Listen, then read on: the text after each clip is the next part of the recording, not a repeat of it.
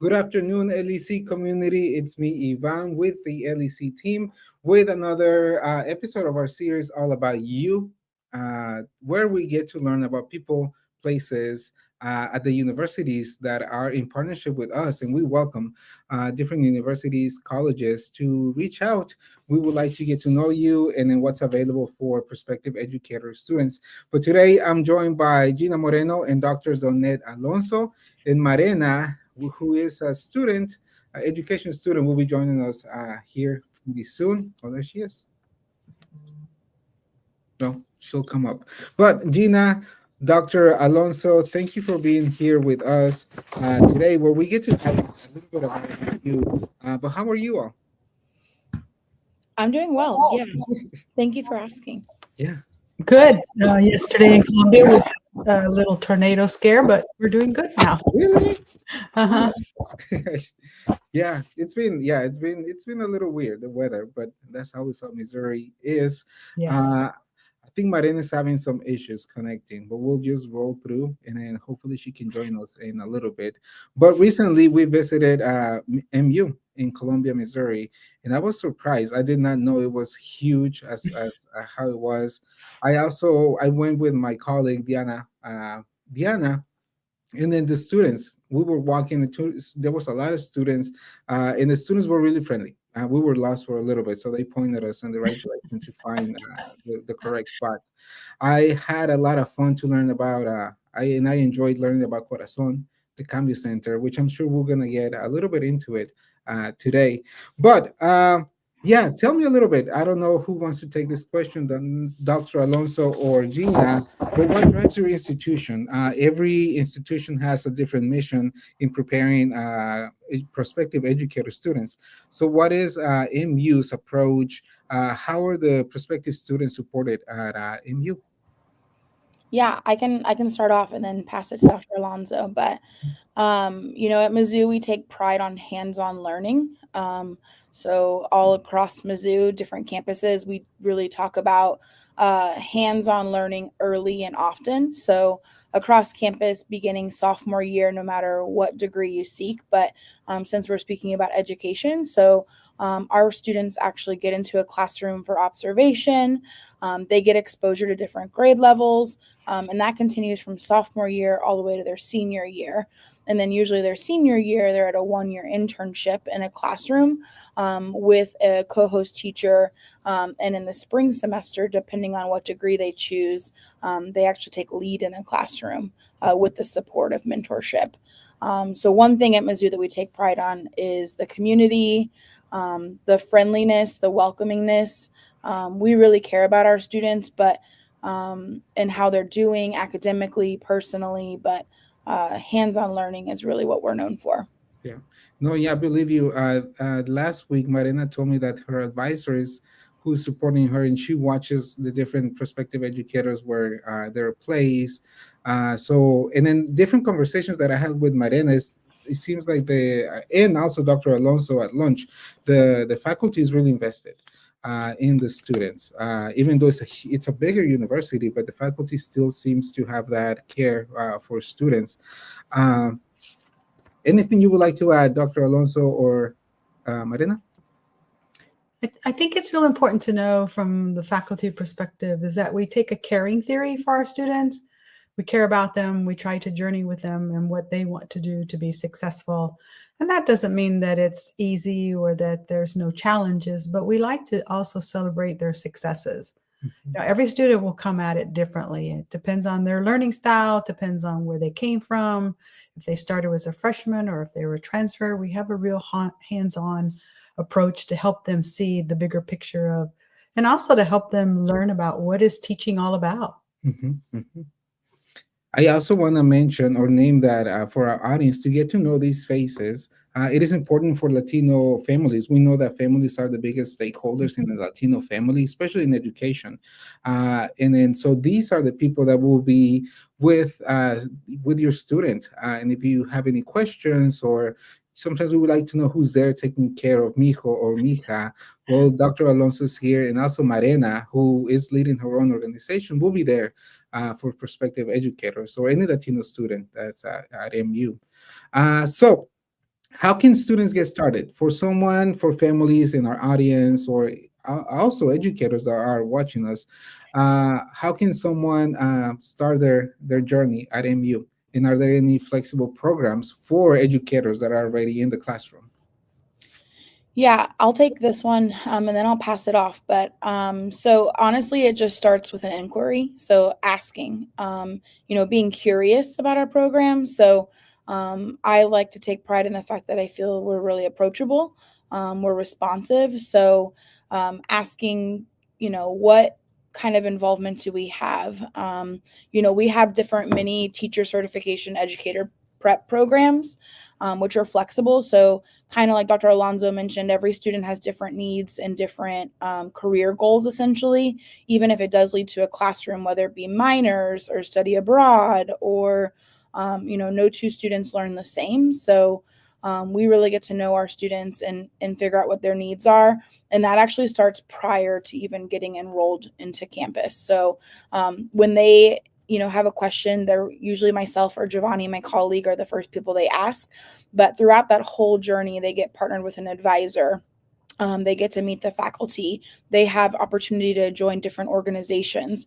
And wherever they might be, they really do have a community within those spaces that are asking how they're doing, how are their personal lives. But we have different programs. You can either do a campus visit. I like to ask a lot of questions. I think it's really important to get to know the students, the future educators, and current educators in the spaces and what their needs are. Meeting people where they're at and what their goals are a huge part of understanding what their journey might look like. And then campus visits. So I talk about what feels like home, whether that's online learning, on campus learning. One thing I'm going to briefly mention, but we're probably not going to dive too deep into it, is that we actually have upcoming an online teacher certification program. So we're still working out the details and specifics of that. So I can't wait to share more with you in the future. But there is an option also to get an online degree, which will be really nice. Yeah. But Morena, if you want to actually speak on from a student perspective, I would love to hear that. Yeah, I think like the second that I was given the option to go to Mizzou, immediately I did ask a lot of questions, and it wasn't you, Gina or Giovanni at the time, but I was asking all the questions. I'm a first generation student, so inquiry was like the number one thing. I was really scared, but as I asked more questions, I got a lot more answers, and I started feeling a lot more comfortable. And I slowly started developing like mentorship relationships, and it was all an accident. Like, it's not part of these faculties job description, but I've made a lot of mentors along the way, and I could not do it without them for sure. Can you, because the next topic is what sets the university apart. Yeah. What sets the university apart? Can you tell us about Corazon? Because I Yes. think that's something very unique to the different universities that we are speaking. Yeah. Well, I'm the president of Corazon, a very, very newly established organization on campus. It's called Corazon, Latino Educator Association. Very fresh. We're just starting it. I think we got approved like less than a month ago. We have our first event coming April 30th. So that's still kind of in the works, but we saw a lack of diversity on campus, obviously, like being at PWI, but also a lack of this organization in the Latino community. So we, like my friend and I, who's also a future educator, we just decided to come together, get everybody together, and hopefully when future or prospective students come on campus and they see Corazon, they see just the word in Spanish or like Latino Educator Association, hopefully they correlate that and they get to see that they are welcome on campus, especially like being Latino.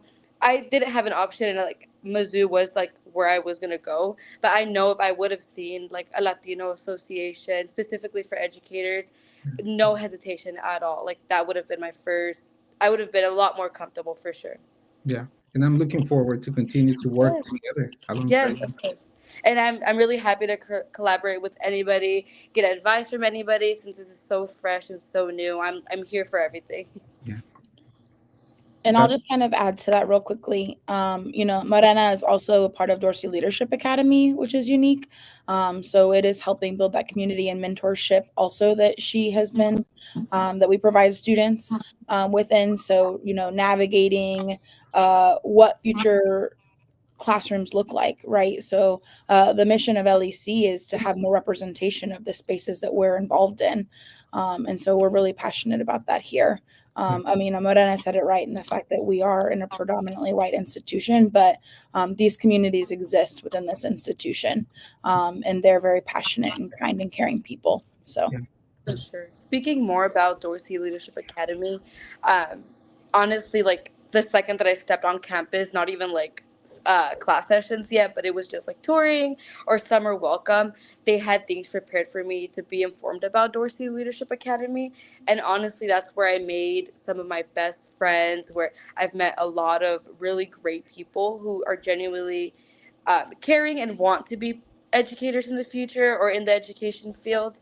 But yeah, it was a great way to just build that community.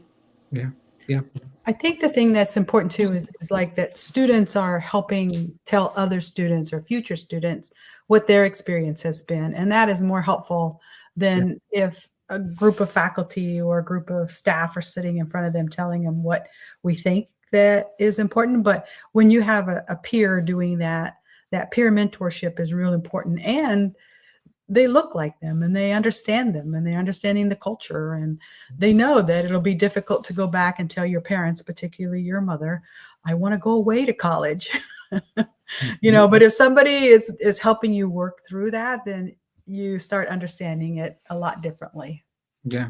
No, I like how you all flipped the script and you included a student voice. Mhm. I like that, because my next question is, Marina and I talked, and she had and this happens, a hard first year because you're white. But can you tell us how was that process and how you were able to acclimate yourself? And I know that's normal. The first year is always hard, but then the second year. So sometimes we go to university, we kind of give up, but you didn't give up. You stuck to it, and you still at MU. So I don't know if you have a message for those people that are thinking of going back or afraid of going far away to a university like MU. Mhm. Yeah, I'm only 2 hours away, but my first year, it wasn't only. Like, it was, wow, I'm 2 hours away. That's a long drive.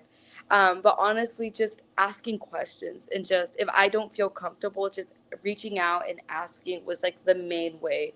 And people are there to help you. People want to see you thrive, and they're genuine people who want to see you succeed. So as long as, you like ask first or you raise your hand, take up space in the room, you will definitely find people who want to help you. And that's kind of what happened to me. I would raise my hand, I would stand out, I would stand up for myself and make sure that my voice was heard at all times. If I didn't feel comfortable in a space, I would trial and error, like whatever makes me feel comfortable. If that didn't, I'll try the next thing. If that made me feel comfortable and I feel accepted, then that's where I'm going to stick. And that's honestly coming into my second year, my sophomore year, that's what I've been doing still.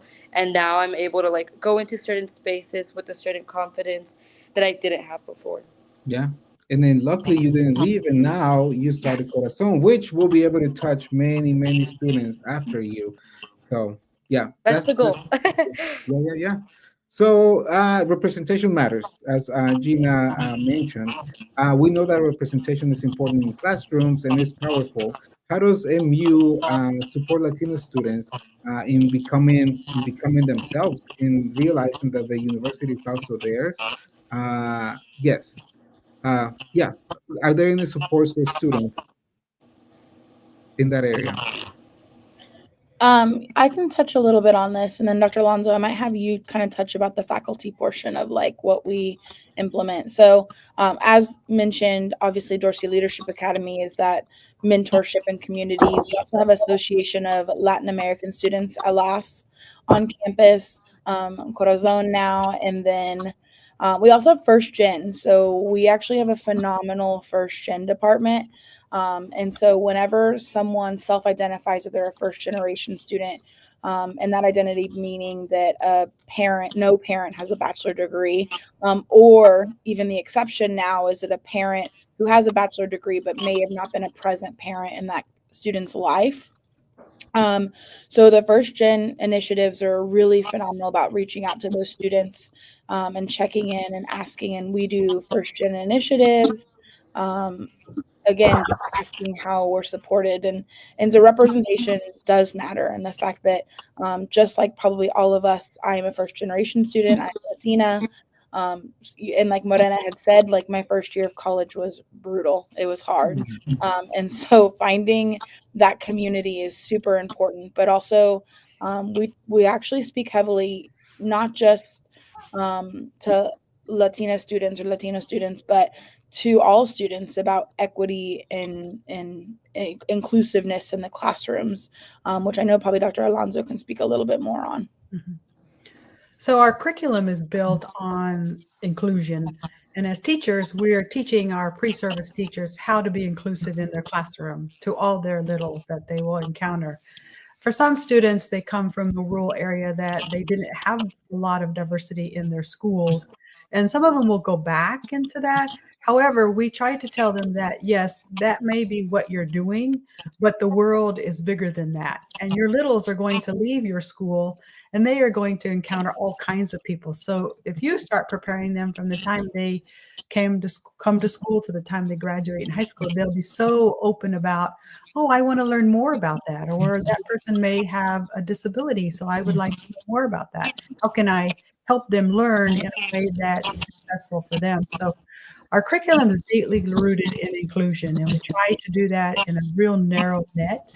Um, and it challenges some students. They're like, they don't see, they didn't have the experience. They come in with their 18, 19-year-old experience, but we try to get them to look at what is the bigger context of the world. Yeah. And that really helps them. And we do it in a way that's safe.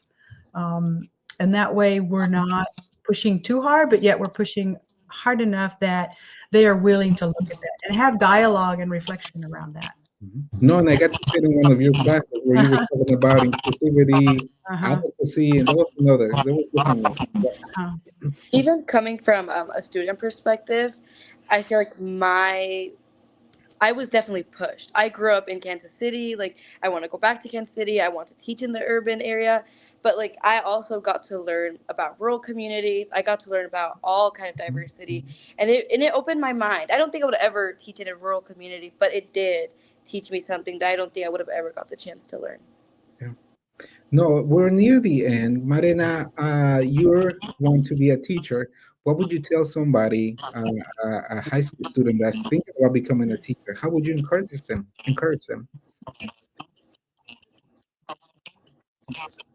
Yeah, definitely my motto that representation matters and that it has to start with someone somewhere.